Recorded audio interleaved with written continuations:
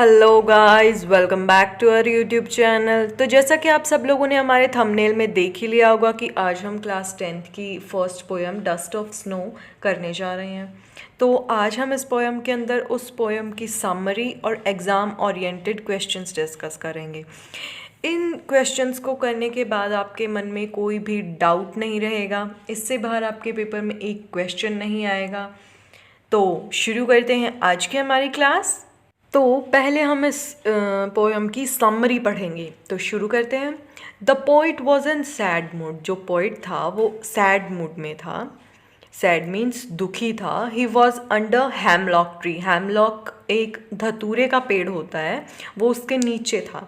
The weather was very cold. जो weather था यानी जो मौसम था वो बहुत ठंडा था। इट हैड बीन स्नोइंग और बर्फ़ पड़ रही थी। A crow came and sit on the tree. एक कौवा आया और पेड़ के ऊपर बैठ गया। It shook the dust of snow on the point. उसने पेड़ को हिलाकर थोड़ी सी स्नो यानी बर्फ़ पॉइंट के ऊपर गिरा दी। As a result the poet's mood change. जब वो बर्फ़ के कण पॉइंट के ऊपर गिरे तो उसका पूरा मूड ही चेंज हो गया। He saved many precious moments from being wasted. उसने उसके बहुत से कीमती मोमेंट्स को उस दिन के खराब होने से बचा लिया उस डस्ट ऑफ स्नो ने। Thus the fall of the dust of snow proved to be something good and joyful. इससे ये प्रूव होता है कि जो डस्ट ऑफ स्नो है वो कुछ अच्छा है और जॉयफुल है। Now the poet feels that it has saved the rest of his day. अब भी पोइट ये फील करता है कि उसने उसका पूरा दिन खराब होने से बचा लिया। तो अब हम करेंगे इस पोएम के कुछ क्वेश्चंस जो कि एग्ज़ाम्स में बहुत बार पूछे गए हैं और आगे भी पूछे जाएंगे। तो इन क्वेश्चन के अलावा आपको कुछ भी करने की ज़रूरत नहीं पड़ेगी। How has the dust of snow changed the poet's mood. इसी क्वेश्चन को एग्जामिनर आपसे बहुत घुमा के भी पूछ सकता है। वो पूछ सकता है कि where was the poet, what happen to him. और ये भी पूछ सकता है कि how did the dust of snow affects the poet. तो इस क्वेश्चन को आपको बहुत घुमा के भी पूछा जा सकता है, बट आंसर इसका यही रहने वाला है। तो हम आंसर देखते हैं। The poet was under a hemlock tree. जो पोइट था वो हैमलॉक ट्री के नीचे खड़ा हुआ था। He was in sad mood. वो बहुत उदास था।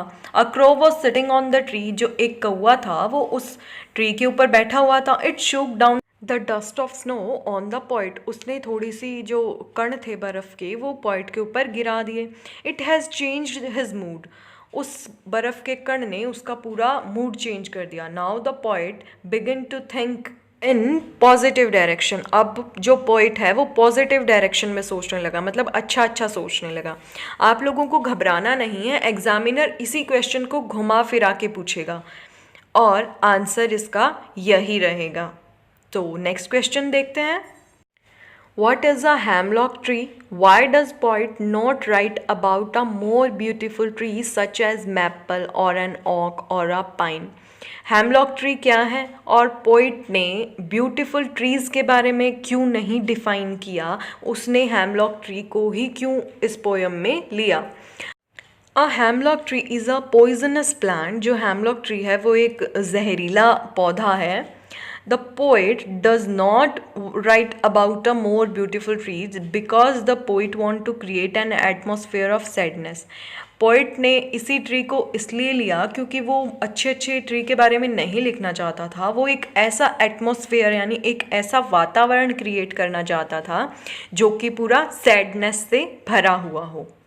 इस पोएम के अंदर बहुत ज़्यादा क्वेश्चंस नहीं बनते, सेम क्वेश्चन को अलग अलग तरीके से पूछा जाता है। सो आप लोग ध्यान रखिएगा, आंसर उनके यही रहेंगे। Explain the symbols used by Robert Frost in dust of snow. इस क्वेश्चन के अंदर ये पूछा गया है कि रॉबर्ट फ्रॉस्ट ने डस्ट ऑफ स्नो के अंदर कौन कौन से सिम्बल्स को यूज़ किया है। तो इसका आंसर होगा hemlock tree and crow are the symbols of sorrow. The dust of snow is the symbol of Joy.